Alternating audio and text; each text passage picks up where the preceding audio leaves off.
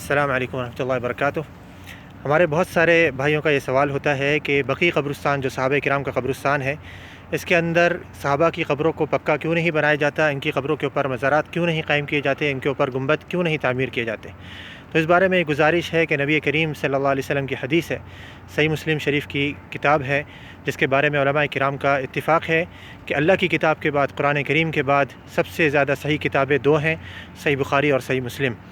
اس صحیح مسلم شریف کے اندر یہ حدیث ہے کہ نبی صلی اللہ علیہ وسلم نے حضرت علی رضی اللہ عنہ کو حکم دیا، جو کہ چوتھے خلیفہ راشد ہیں، امیر المومنین ہیں۔ آپ نے فرمایا کہ جاؤ اے علی، جا کر کے تلاش کرو، کوئی بھی قبر اونچی بنی ہوئی نظر آئے اس کو زمین کے برابر کر دو، اور کوئی تصویر بنی ہوئی نظر آئے اس کو مٹا دو۔ تو یہ ہمارے لیے واضح دلیل ہے، نبی صلی اللہ علیہ وسلم کی صحیح مسلم شریف کی کتاب ہے، جس کو پوری دنیا کے علماء کرام مانتے ہیں۔ اور صرف یہ نہیں کہ یہ نبی صلی اللہ علیہ وسلم کا حکم ہے، بلکہ اس پر عمل کر کے ہمیں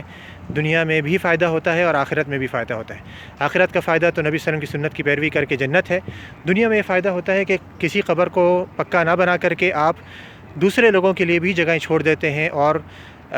کافی کشادگی قبرستان کے اندر کرتے ہیں، تاکہ اس کے اندر تنگی نہیں ہو، جس کی وجہ سے لوگ